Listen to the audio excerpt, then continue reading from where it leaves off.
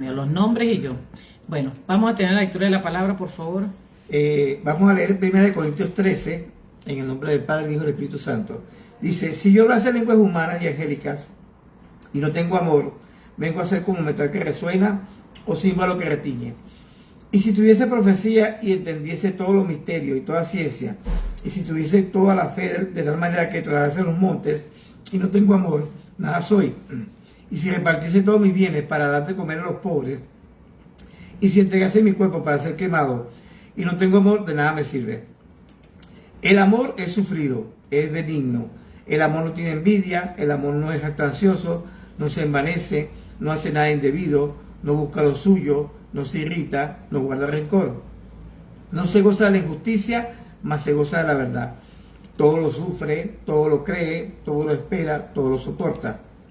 El amor nunca deja de ser, pero las profecías se acabarán y cesarán las lenguas y la ciencia acabará. Porque en parte conocemos y en parte profetizamos. Mas cuando venga lo perfecto, entonces lo que es en parte se acabará. Cuando yo era niño hablaba como niño, pensaba como niño, jugaba como niño, mas cuando ya fui hombre dejé lo que era de niño. Ahora vemos por espejo oscuramente, mas entonces veremos cara a cara. Ahora conozco en parte, pero entonces conoceré como fui conocido. Y ahora permanecen la fe, la esperanza y el amor. Estos tres, pero el mayor de ellos es el amor. Amado Dios, te alabamos, te bendecimos, te damos la honra y la gloria en el nombre poderoso de Jesús. Gracias por tu palabra que ha sido leída, Señor. Te pedimos, Espíritu Santo, que seas tú en esta hora ministrando a cada uno de los presentes y a los que van a oír en diferido. Declaramos, Señor, sabiduría, discernimiento, entendimiento, tanto para nosotros como para los oyentes. Y sobre todo, Señor, ayúdanos a ser tenidos por dignos de escapar de las cosas que vendrán y de estar en pie cuando tú vengas a buscarnos, Señor. Que no seamos solo portadores de tu palabra, sino los que vivimos tu palabra, Señor. En el nombre de Jesús, gracias, amado Espíritu Santo. Santifícanos y purifícanos por tu palabra, y yo declaro que esta palabra, que no puede volver vacía, hará el efecto para lo que es enviada. En el nombre de Jesús, amén y amén. Bueno, amados hermanos, hoy de verdad que concluir este tema es tremendo, porque definitivamente este tema es demasiado largo, demasiado. Y tratar de cortarlo es una cosa seria, porque uno no sabe si va a dejar un hueco, que a la gente le van a quedar ideas sueltas, y no queremos eso. Pero hay tres capítulos seguidos en la gracia, en el Nuevo Testamento. Ellos son 1 Corintios 12, 1 Corintios 13 y 1 Corintios 14, que hablan acerca de los 5 ministerios. Bueno, de hecho, el capítulo 12 es más vasto todavía. Habla de todos los ministerios que hay dentro de la iglesia y que todos nos necesitamos, porque como cuando usted va a levantar una estructura, ¿verdad? Y necesita de cada bloque le dicen aquí en República Dominicana, de cada bloque para esa construcción. Usted no puede ignorar a uno de ellos, porque va a necesitar de todo para hacer la estructura. Pero voy a empezar el mensaje con unas palabras que no son mías, son de mi apóstol Juan Carlos Ruta. Qué fuerte es vivir en la gracia. Pareciera que fuera mejor vivir en la ley, porque en la ley era ojo por ojo y diente por diente, ¿verdad? Donde la persona podía vengarse de sus enemigos. Pero cuando entra la gracia, Jesús me dice que debo amar a mis enemigos, bendecir a los que me maldicen, orar por el que me ultraja, si quiero ser llamado hijo de Dios. La palabra dice que si no amo a mi hermano que veo, ¿cómo puedo amar a Dios a quien no he visto? En aquel día muchos le dirán: Señor, en tu nombre sanamos enfermos, en tu nombre echamos fuera demonios. Y él le dirá: apartaos de mí, hacedores de iniquidad. Y me llama la atención, Osvaldo, porque no fue que los enfermos no se sanaron, no fue que los demonios no salieron fuera. Oiga bien lo que le estamos diciendo. No fue que lo hicieron y no funcionó, funcionó. Pero él les va a decir: apartaos de mí, hacedores de iniquidad. Y por eso tanto énfasis en que la gente aprenda acerca de iniquidad. Porque iniquidad es gozarse del mal ajeno. Iniquidad es gozarse de lo mal que le va al enemigo. Iniquidad es sentirse bien aborreciendo a otro, hablando mal de otro, murmurando, quejándose. Así que de nada sirve que se ore por los enfermos, de nada sirve que echen fuera demonios, de nada sirve que profeticen. ¡Wow! Dios mío, qué terrible, porque la profecía es muy importante en todos los tiempos y sobre todo ahora, porque sin profecía el pueblo se desenfrena. Pero de nada sirve un profeta que practique iniquidad, cualquiera de los 5 ministerios. No estamos enfocados solo al profeta, estamos hablando de los 5 ministerios o de cualquiera que es parte de la iglesia de Jesucristo. Y Cristo le dirá: apartaos de mí, hacedores de iniquidad, nunca los conocí. ¿De qué sirve todas las grandes cosas que podamos hacer si las más importantes no las practicamos? Que Dios nos ayude a vivir lo que predicamos. Que Dios nos ayude a vivir lo que predicamos. Ahora, yo voy a enfocarme en 1 Corintios 13, porque lamentablemente hoy en día hay muchos ministerios sin amor. Y Cristo lo que nos enseñó apenas llegó es: un nuevo mandamiento os doy, que os améis los unos a los otros. Mire, amado hermano, la gente puede tener toda la gracia, toda el conocimiento, toda la destreza, pero si no tiene amor, si no tiene el amor que necesitan los perdidos, porque los perdidos son los que necesitan el amor. Todos necesitamos amor. Yo necesito el amor de mi marido, necesito el amor de mi hijo, necesito el amor de mis nietos, del amor de mi nuera, del amor de mis hermanos en la fe, de mis amistades. Yo necesito. Pero los que están más carentes de amor son los que están hundidos. Los que están hundidos, los que nosotros vemos que están mal, esos son los más necesitados de amor. Y me llama la atención porque en 1 Corintios 13, o sea, 1 Corintios 12 te da un desglose de todos los que podemos formar parte del cuerpo de Cristo y la diversidad que hay allí. Dice que no todos somos ojos, no todos somos pies, pero no podemos decirle el ojo al pie: tú porque no te pareces a mí, no eres parte del cuerpo, ¿verdad? Tenemos que respetarnos todos. Pero oiga esto, dice el capítulo 13: si yo hablase lenguas humanas, estuve repasando esta semana cuántas lenguas humanas había hasta el 6 de agosto de 2023. Y las lenguas humanas, según la Ethnology, hay actualmente 7.100 lenguas vivas. Ahora, ¿para qué son las lenguas del mundo? Bueno, el lenguaje es el estilo de hablar y de escribir de cada uno en particular. Tenemos también el lenguaje de programación, el lenguaje científico, que es más difícil expresarlo por escrito que en forma verbal. Los lenguajes son una forma de concebir con claridad un pensamiento y de expresarlo, ¿verdad?, con precisión. Y el primer caso, por lo menos el lenguaje de programación, ¿verdad?, las ideas acuden a la mente, las expresamos y se fuman. En el segundo caso, que es el científico, se deben exponer sucesivamente con exactitud, coherencia, claridad y además de la forma más precisa posible. Y no existen métodos específicos, con solo aplicarlos resuelven nuestras dudas. Ahora, si hay 7.100 lenguas vivas, oiga esto. Dice que Papúa Nueva Guinea tiene aproximadamente 830 idiomas para unos 5.4 millones de personas. Eso representa alrededor de un idioma por cada 6.500 habitantes. Los nativos de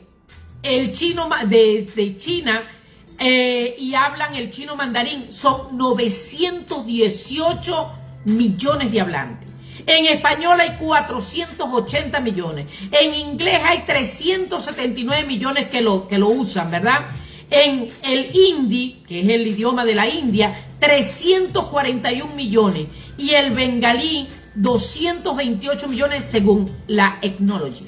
Si una persona puede manejar los 7100 lenguas vivas que hay, pero no tiene amor, de nada le sirve.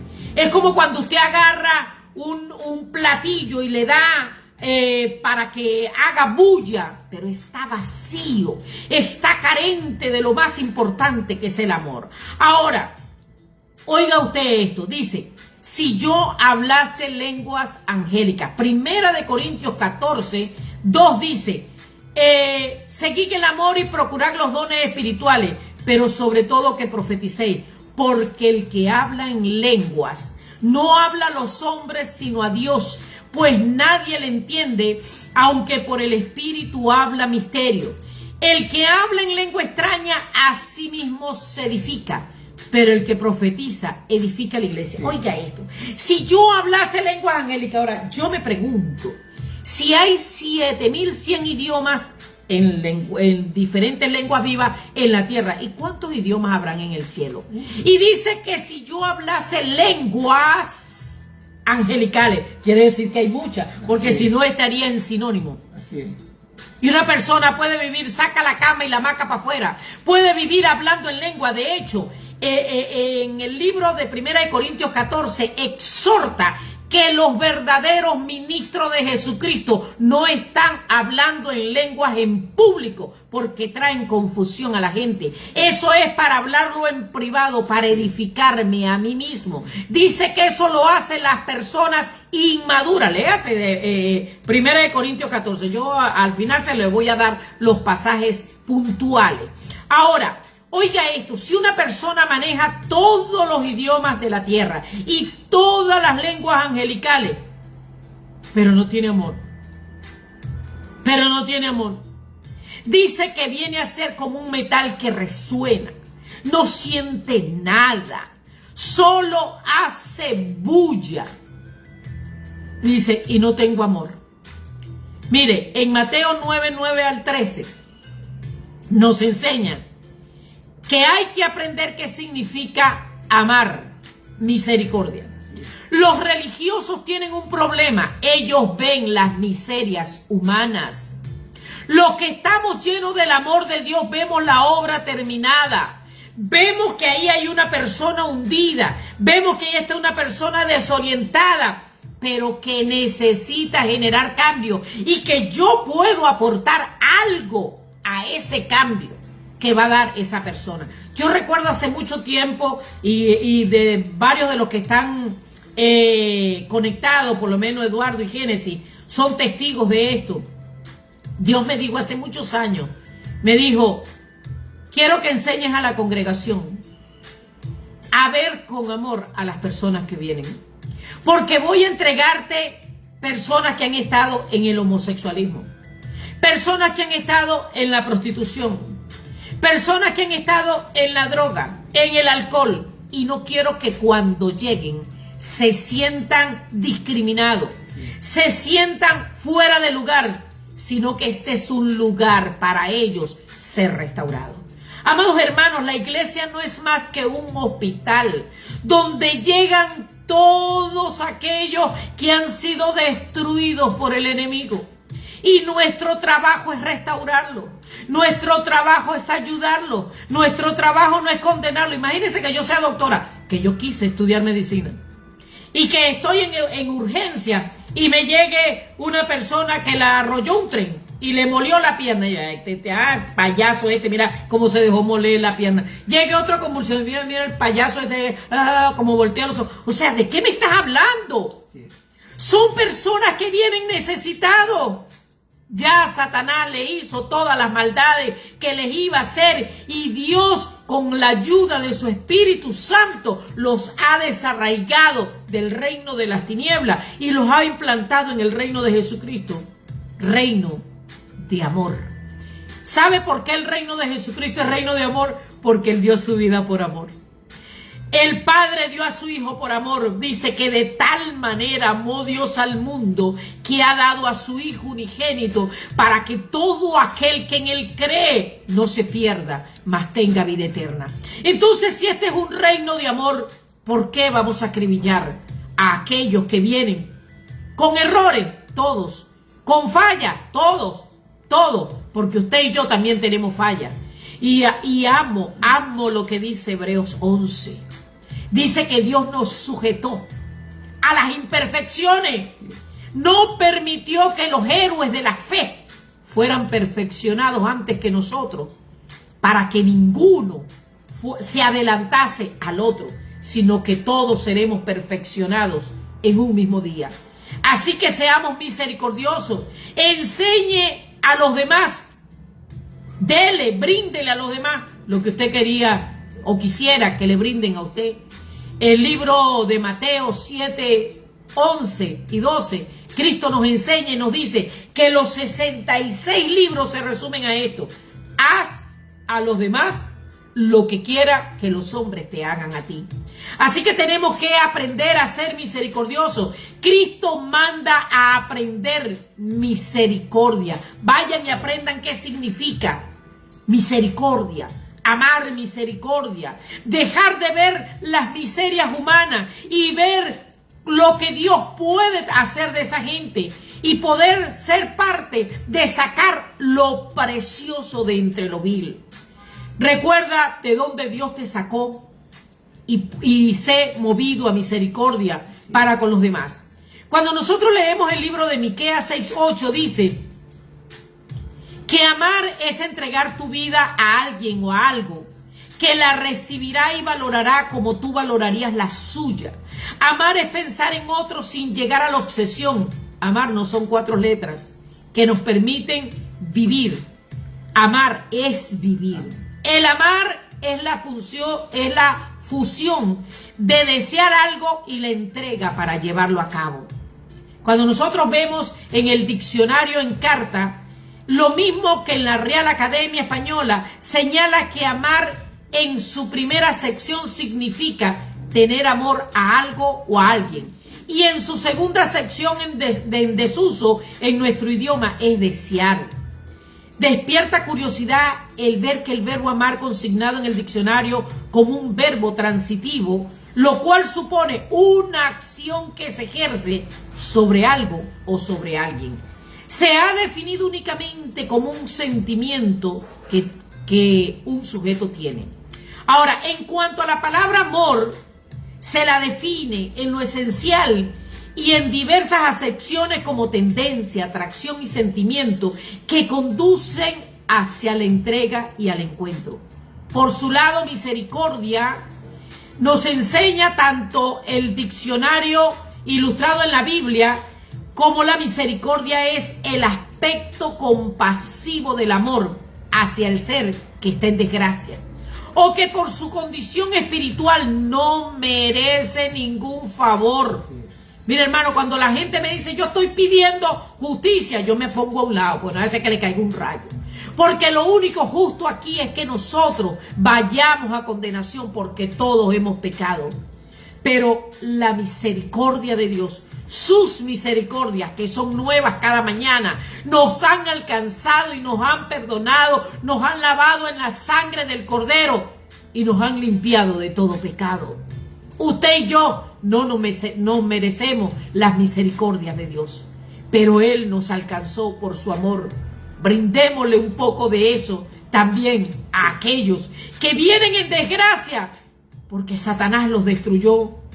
Cada vez que vemos una persona drogada en alcohol, cada vez que vemos una persona hundida en el homosexualismo, en la prostitución, pregúntese de dónde viene esa raíz. Y no es solo en sinvergüenzura y en necedad. Muchos de ellos, yo pudiera decir que el 99.9% de ellos es porque fueron destruidos por Satanás en su intimidad, en su integridad. Y lamentablemente tomaron esos caminos porque no hubo quien los guiara al camino correcto, que es aferrarse a la misericordia de Dios, quien solamente puede levantarnos y mantenernos firmes. ¿Quiénes son esos seres en desgracia? De hecho, todos tuvimos en esa condición alguna vez. Y aún existen muchas personas que no han encontrado a Dios. ¿Acaso existe mayor desgracia que no estar bajo la cobertura de Dios? Pero si la persona habla en lenguas y conoce todos los misterios, una persona con mucho conocimiento, pero no tiene amor, no es más que un metal que resuena o címbalo que retiñe. Es alguien que hace bulla, pero por dentro está vacío de la esencia más importante que puede tener un ser humano. Dice, y si tuviese profecía, ¡wow! No me diga que la profecía no es importante. Proverbios 29:18 dice que sin profecía el pueblo se desenfrena. La profecía es algo tan importante que da estabilidad y dirección al creyente, da un norte, da certeza, da convicción al creyente y fortalece su visión. Pero hay profetas como pastores y apóstoles, porque estamos hablando de los 5 ministerios, pero en especial de los profetas, que en lugar de direccionar la palabra para levantar, lo único que sueltan son palabras de muerte. ¿Sabe? Por rato me molesta cómo actúan, pero por rato lo único que me producen es tristeza. ¿Y sabe por qué? Porque el día que ellos estén en el mismo lugar, querrán tener quienes lo visiten con una palabra de consolación, pero recibirán cosecha de lo que han sembrado. Es necesario que la palabra profética que sale de tu vida sea para bendecir, sea para fortalecer, sea para dar dirección, sea una respuesta oportuna para levantar al caído, para fortalecer la visión, para fortalecer al creyente y darle estabilidad. Dice, y si entendiese todos los misterios y toda ciencia, wow, Dios mío, qué impresionante. Hay que estar conectado al corazón y al oído de Dios, a su boca, para entender todos los misterios. Yo a veces le pregunto por ahí cosas y él enseguida comienza a revelarme y aquello es tan grandioso. Pero imagínese poder entender todos los misterios. Así es. Hay que estar bien conectado con el Padre Celestial para hacer una extensión de Dios al profetizar. Pero dice que si que entiende todos los misterios y te entiende todos aquellos secretos de Dios, pero no tiene amor. ¿Por qué esto no se refiere a los falsos profetas? Se refiere a los profetas. Se refiere a gente que con todo su corazón supuestamente buscan a Dios, pero no buscan lo esencial, un bautismo de amor. Aquí no está hablando de falsos profetas, aquí está hablando de gente que se conectan con Dios y aprenden los misterios de Dios. Pero si no tienen amor, lamentablemente no son nada. Son solo una bocina, una corneta que hace bulla, pero no hay nada bueno en ellos. Qué impresionante. Como tomando las palabras del apóstol, que Dios nos ayude a vivir lo que predicamos. Dice, y si tuviese toda la fe, de tal manera que trasladase los montes. Oye, hermano, por Dios. Mire, sin fe es imposible agradar a Dios. O sea que si una persona tiene toda la fe de tal manera que traslada los montes, eso indica que nada le sería imposible. Lograría todas las metas, pero si no tiene amor, no es más que un címbalo que retiñe. No es más que un tambor que hace bulla, pero está vacío de lo más importante que necesita la humanidad, que es el amor. Dice, y si no tengo amor, nada soy. Pero voy más allá. Voy a ministrarle a todos aquellos que están en contra de los diezmos, de las ofrendas, de las primicias, de que los ministros sean honrados con finanzas. Dice, y si repartiese todos mis bienes para dar de comer a los pobres, y si repartiese todos, oiga bien, todos mis bienes, o sea, una persona que trabaja solo para ayudar a otro.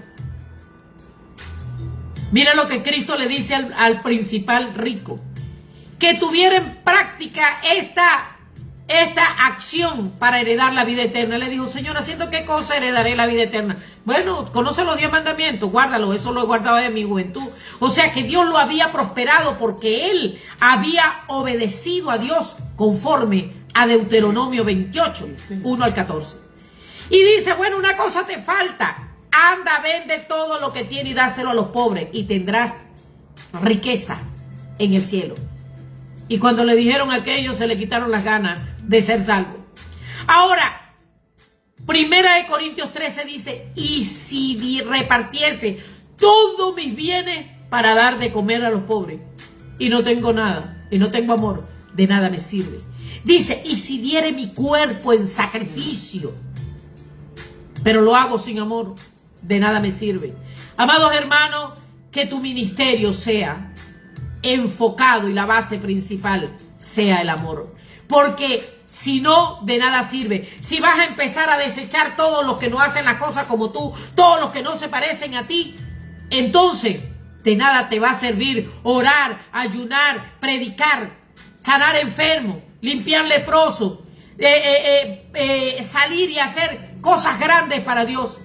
Si no es con amor, de nada sirve. Mire, hay iglesias donde la gente sale más herida que sanada. Salen más ofendidas que restauradas. Porque lo único que hay es palabra de condenación. Y esto no significa que el evangelio es un evangelio fácil. Hay que enseñarle la palabra a la gente. Pero que sepan que se les enseña para que ellos corrijan sus pasos y no para condenar sus procederes.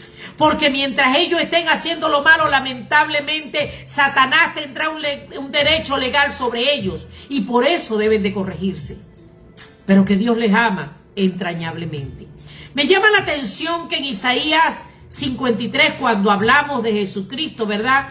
Dice el versículo 3: despreciado y desechado entre los hombres, varón de dolores, experimentado en quebranto. Jesucristo fue un hombre tan sufrido que tenía 33 años y aparentaba 50. ¿Y cómo lo sé yo? Porque los fariseos le dijeron: pero ¿cómo tú vas a decir que tú conoces a Abraham si acaso tendrás 50 años? O sea que su apariencia de tanto dolor era de un hombre de 50. Varón experimentado en quebranto. Nosotros no lo menospreciamos, no lo estimamos. Dice que Él llevó nuestras enfermedades, sufrió nuestros dolores. Nosotros le tuvimos por azotado de Dios, por herido de Dios y abatido. Mas Él herido fue por nuestras rebeliones, molido por nuestros pecados. El castigo de nuestra paz fue sobre Él y por su llaga fuimos nosotros curados. Pero dice el versículo 7: angustiado Él y afligido, no abrió su boca. Como cordero fue llevado al matadero y como oveja delante de sus trasquiladores, enmudeció. Amado hermano, enmudeció y no abrió su boca. Mire, si Cristo se hubiese puesto a quejarse de lo que le estaba pasando, no seríamos salvos. Y voy a tomar una palabra de mi esposo. Si Cristo no hubiese dicho en la cruz, Padre, perdónalos. Cuando Él suelta ese perdón unilateral, si Él no hubiese soltado ese perdón unilateral, no seríamos salvos. De nada sirve todo lo que podemos hacer si va acompañado de queja, de murmuración, de crítica, de chisme y sobre todo de división, siendo mutiladores del cuerpo. Dice el versículo 9: y se dispuso con él, con los impíos su sepultura, mas con los ricos fue en su muerte. aunque nunca hizo iniquidad, ni hubo engaño en su boca. Mire, no importa si tú tienes la razón, no importa si los demás están equivocados, cuando te quejas, cuando murmuras. Segunda de Corintios 10:10 dice, ni murmuréis como algunos de ellos murmuraron y perecieron por el exterminador. Cuando tú te quejas, cuando tú murmuras, activas al exterminador contra tu vida y contra la vida de aquel que está haciendo lo malo.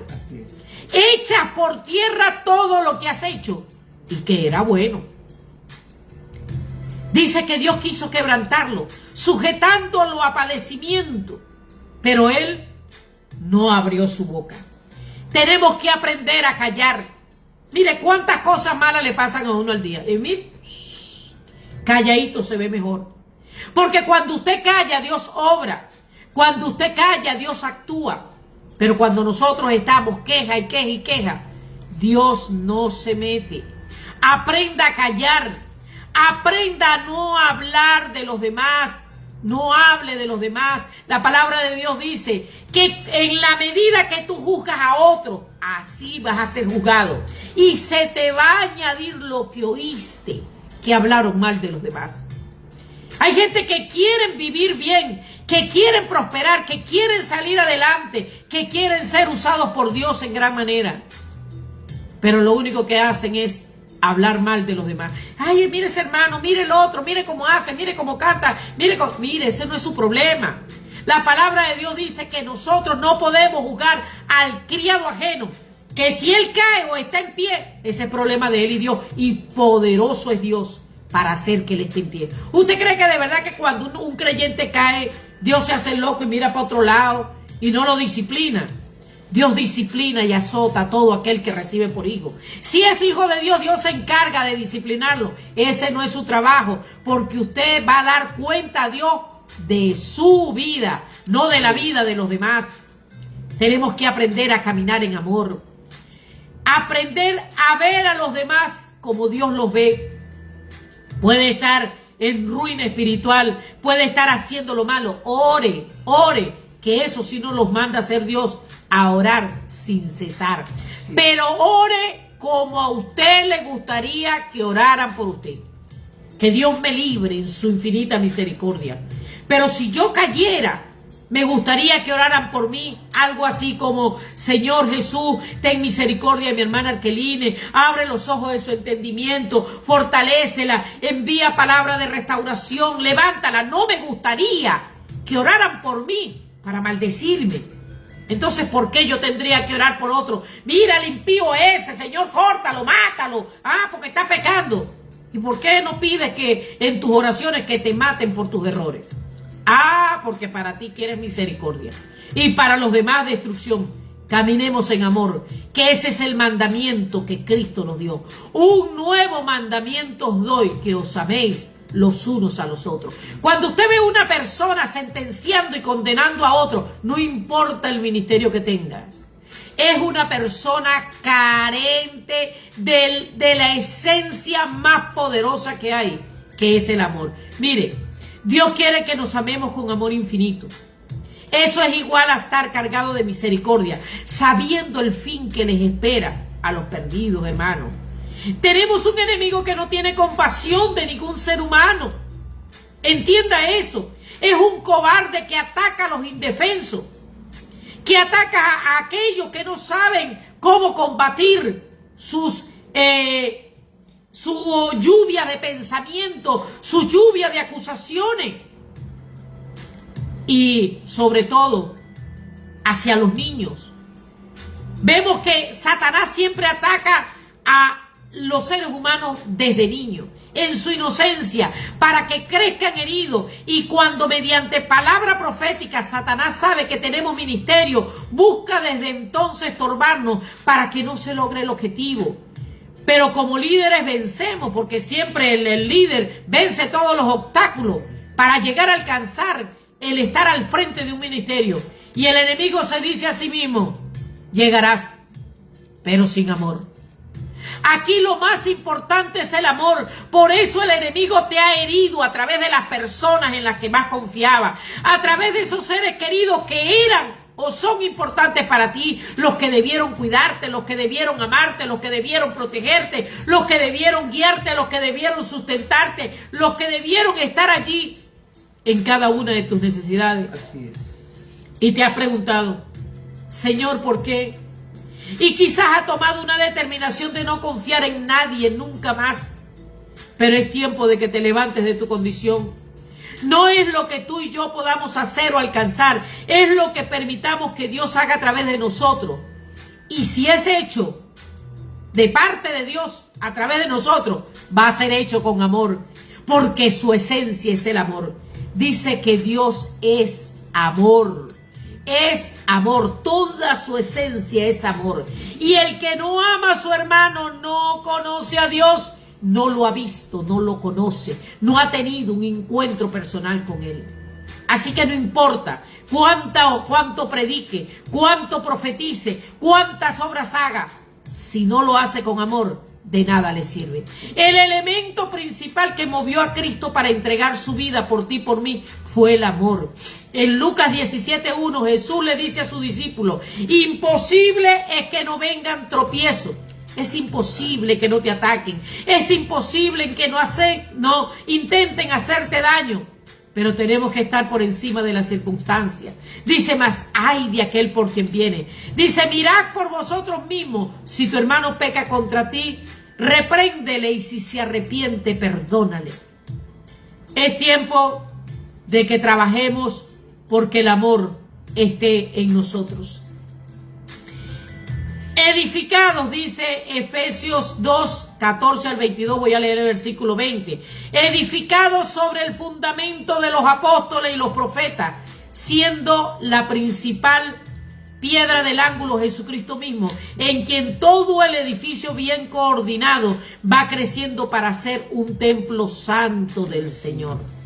Solo llenos de la presencia del Espíritu Santo lograremos impartir lo que el mundo necesita. Hay falsos profetas y hay falsos apóstoles. ¿Cómo reconozco un falso apóstol? Bueno, es bien fácil. Los apóstoles son fundadores de obra. Una persona no puede decir que es apóstol si no ha fundado obra. ¿Cómo los mandó Cristo? De dos en dos. Vayan, prediquen. Ellos iban predicando, fundaban obras y ahí iban dejando personas encargadas. Dice que mandó 12 y después encontramos 70. Y después encontramos 500. Son agentes multiplicadores. Una persona no puede llamarse apóstol si no es un fundador de obra, si no es un ganador de almas. Y eso se hace person to person. Eso se hace yendo a donde están los menos favorecidos a alcanzarlos para Cristo. Entonces, como obvio no somos omnipresentes, el apóstol va y levanta a alguien y lo deja allí, lo enseña, le da directrices, le da instrucciones y lo deja allí velando por la obra, y él desde lejos va haciendo la inspección. En lo personal puedo decir que mi apóstol tiene cientos de obras, no sé cuánto el número exacto, pero son gentes nacidas de sus lomos, que él los enseñó, los ganó para Cristo, los llevó a nivel de líderes y los desafió y los llevó a nivel de pastores.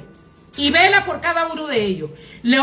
Continuamente los está ministrando y los está visitando y le está dando herramientas para que avancen. No es apóstol quien no es fundador de obras. Pero no importa qué ministerio representes, si no lo haces con amor. Termino con este pasaje que les dije desde el principio.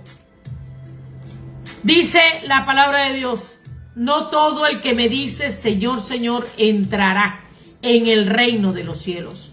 Muchos me dirán, Señor, Señor, no profetizamos en tu nombre. Y era que profetizaban en el nombre del Señor. No, en tu nombre no echamos fuera demonios. Y era que echaban fuera los demonios en el nombre del Señor. No hicimos muchos milagros en tu nombre. Hicieron milagros en el nombre del Señor. ¿Sabe lo que le va a decir? nunca los conocí. Apartados de mí, hacedores de iniquidad. Una persona puede profetizar, echar fuera demonios y hacer milagros. Pero si practica iniquidad burlándose de los demás, murmurando, criticando, menospreciando a aquellos que fueron lavados en la sangre del Cordero, es un practicante de iniquidad que Cristo le va a decir: nunca te conocí. No se acomode con el ministerio que he recibido.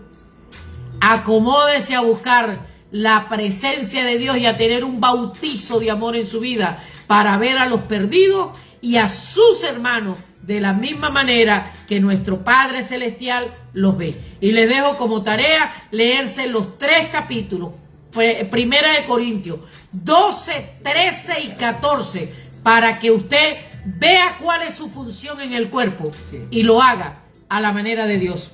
Amado Padre Celestial, te alabamos, te bendecimos, te damos gracias por esta palabra y declaramos, Señor, que hallará cabida en los oyentes, Señor, y que ellos darán el fruto que tú esperas que nosotros demos, en el nombre poderoso de Jesús, para la honra y la gloria de tu santo nombre, en el nombre de Jesús. Amén, Señor, y amén. Los bendecimos. Feliz semana y esta semana que viene sea de victoria y bendición para su vida. Amén. Hasta el próximo domingo, si Dios quiere. Amén.